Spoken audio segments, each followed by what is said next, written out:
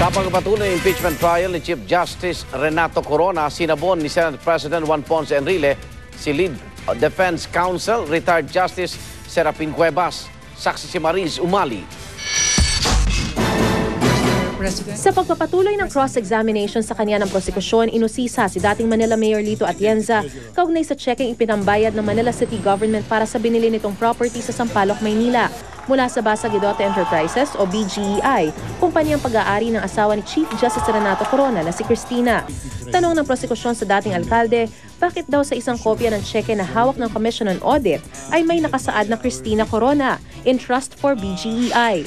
Gayong hindi raw lumalabas ang pangalan ni Mrs. Corona sa alinman sa 4 na opisyal na dokumento kaugnay sa Sampaloc property transaction.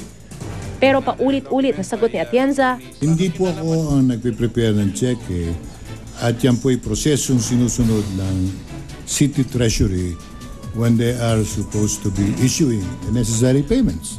Ang pagtatanong na ito ng prosekusyon pinulaan ni Senadora Miriam Defensor Santiago.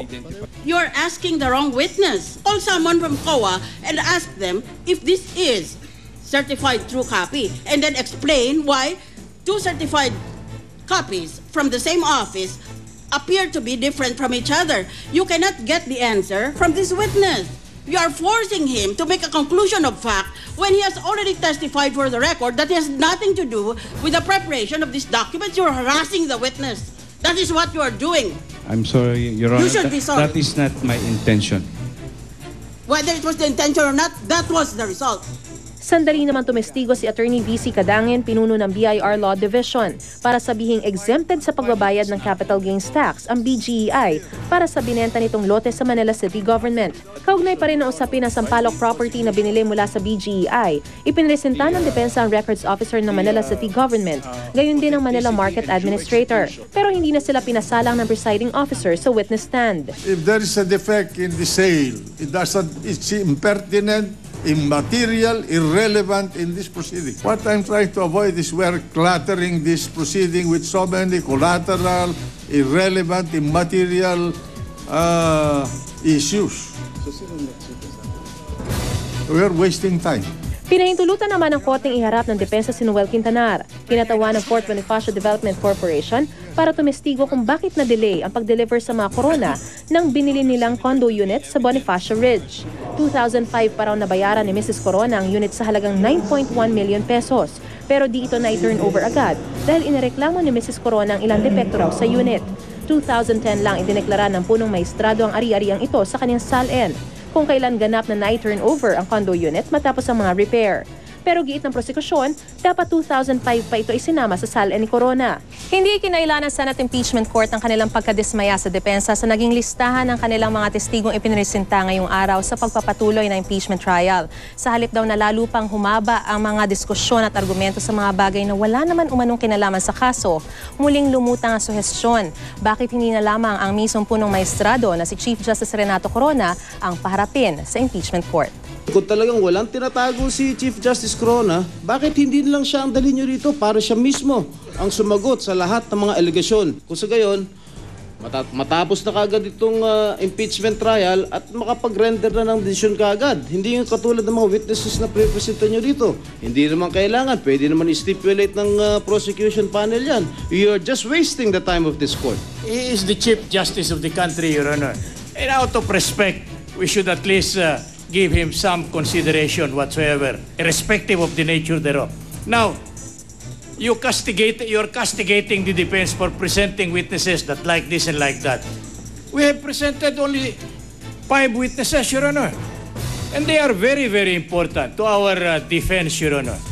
We cannot be bulldozed into presenting this witness because you like him to testify. Pero di pinalagpas ni Presiding Officer Juan Ponce Enrile ang paglilitan niyang ito ng depensa. To tell you the truth, we are quite disappointed that the witnesses that you brought here this afternoon are people who are testifying about the collection of fees. What has that got to do with the impeachment? Don't tell us and lecture to us about due process. We are equally aware of our obligation to extend due process to anybody coming before this court. Is it your position that there is no prima facie case presented before this court? In our evaluation, yes. No, I'm asking you a question. Yes, Your Honor. That's your position. In our evaluation, Then that's your problem. We're willing to accommodate you. Present all the witnesses you want. we only intend. That's why we already to give you the due process that you are asking us, and we will give you due process. Fair trial. I guarantee that you will have a fair trial. Sa isang panayam pagkatapos ng pagdinig, sinabi ni Lead Defense Counsel Serafin Cuevas na naramdaman daw niya ang panlalamig sa depensa ng presiding officer. We only judge by the events taking place later. Parang hindi na sympathetic sa defense ko. We'll be facing an uphill battle. A bigger problem. Being human, some are suspecting something went wrong during the break. Sinubukan naming hinga ng reaksyon si Enrile, ngunit hindi na siya nag-phone lock ng panayam. Sa kabila ng banggang ito, una ng pinahintulutan ng korte ang depensa na iharap din bilang testigo si Justice Secretary Laila De Lima, kahit pa nagpahayag ng pagtutol di lang ang kalihim, kundi pati ang prosekusyon.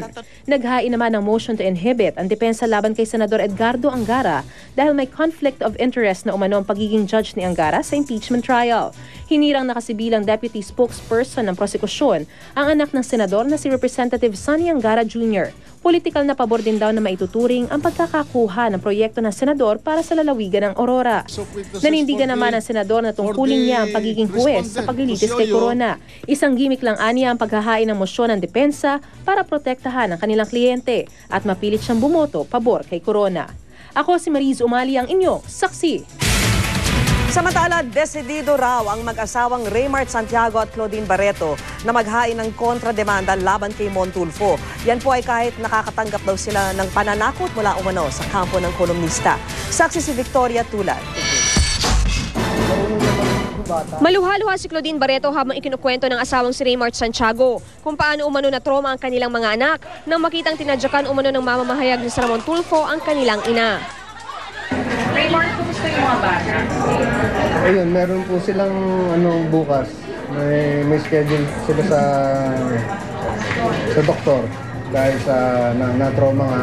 Ang gulo, nagsimula ng sitahin ng kampo ng aktres si Tulfo habang kinukunan si Barreto na umano'y nagagalit sa ground crew ng Cebu Pacific. Pero paglilinaw ni Raymart, mahinahon daw nilang tinatanong kung bakit hindi na isama sa parehong eroplano ang lahat ng kanilang mga bagahe. Lumaki lang po to dahil pinagkukunan po kami ni Mon Tulfo na hindi ko naman po siya nakilala ng time na yun po.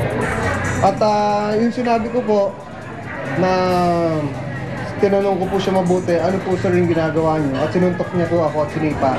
Nang magkaawatan, nilapitan at tinanong ni Claudine si Tulfo kung bakit sinuntok ang asawa. Pero bigla daw siyang tinulak at sinuntok ni Tulfo. Iika-ika raw si Claudine ngayon dahil dito. Desididong magsampa ng reklamong physical injuries at child abuse ang mag-asawa. May natatanggap pa umanong pananakot ang mag-asawa mula sa kampo ni Tulfo. Hindi na natin siguro matatanggal yung takot, di ba? Pero natural na reaction yun na pag merong nagte-threat sa'yo, nakakatakot. Nauna nang nabanggit ni Tulfo na natamaan niya sa gitna ng gulo si Barreto. Tinadyakan ko, yan na, natadyakan ko siya. Bakit po? Napag sinuntok ako Pero nilinaw niya ito nang usisain sa 24 oras kanina. Hindi mo sinipa. I vehemently deny that I kicked her. Ako si Victoria Tulad, ang inyong saksi. Sa ibang balita, ikinakasana ng kampo ng aktor na si Albi Casino ang reklamo naman laban din sa nambugbog sa kanya na mga kaibigan umano ng dating nobyang si Andy Eigenman. Ang kampo naman ni Andy, handa rin daw maghain ng kontra-asunto. Saksi si Katati Bayan. Umuwing sugat-sugat at may pasa sa mukha ang 18 anyos na aktor na si Albi Casino matapos bugbugin umano ng 6 na lalaki at hampasin pa ng bote sa mukha sa isang bar sa Makati nitong Sabado. Bago insidente, nakarap na aktor sa bar ang dating nobyang si Andy Eigenman. Tumaan siya, tapos Andy splashed wine on his face and then slapped him. Dahil dito, nagbanyo raw si Albi at pagkatapos ay nagaya ng umuwi. Pero paglabas ng bar, sa car park sa raw siya pinagsusuntok. Naipablotter pa ang gulo sa Makati Police Precinct 9. Pero hindi raw mapausad ang investigasyon dahil sa kawalan ng saksi. Babase tayo sa mga statement nila sa ngayon wala pa tayong statement na nakukuha. Ang ina ni Casino, porsigido raw na maghain na reklamo kaya may panawagan siya sa mga may alam sa insidente. I appeal to them na sana naman, huwag naman kayong maging unfair. You know, let's help each other. Yung anak ko na agrabyado, pakikiusap ako sa inyo. Huwag niyo sana i-conceal yung mga evidence. Hindi man pinangalanan sa blotter, sinabi raw sa kanya na anak kung sino umano ang mga nambugbog. Kabilang daw dito aktor na si Frank Magalona, anak ni Senador Ping Lacson na si Jack, gayon din ang model stylist na si Carlos Concepcion at negosyanteng si Neil Arce. Itinanggi na ni Frank na may kinalaman siya sa gulo. Yeah, I saw Andy there, but we were at different events. We were at the same venue, but we were at different sides. Si Carlos Concepcion, sinabing wala raw siya roon. Itinanggi na ni Andy Eigenman na may kinalaman siya at ang mga kabarkada sa pambubugbog. Pero totoo raw na binuhusan niya na alak ang dating nobyo. After all that he did to me, binugbugnan niya ako at lahat, even when I was pregnant. Tapos, wine lang, mali na agad. Balak din daw maghain ng kampo ni Andy ng kontrademanda.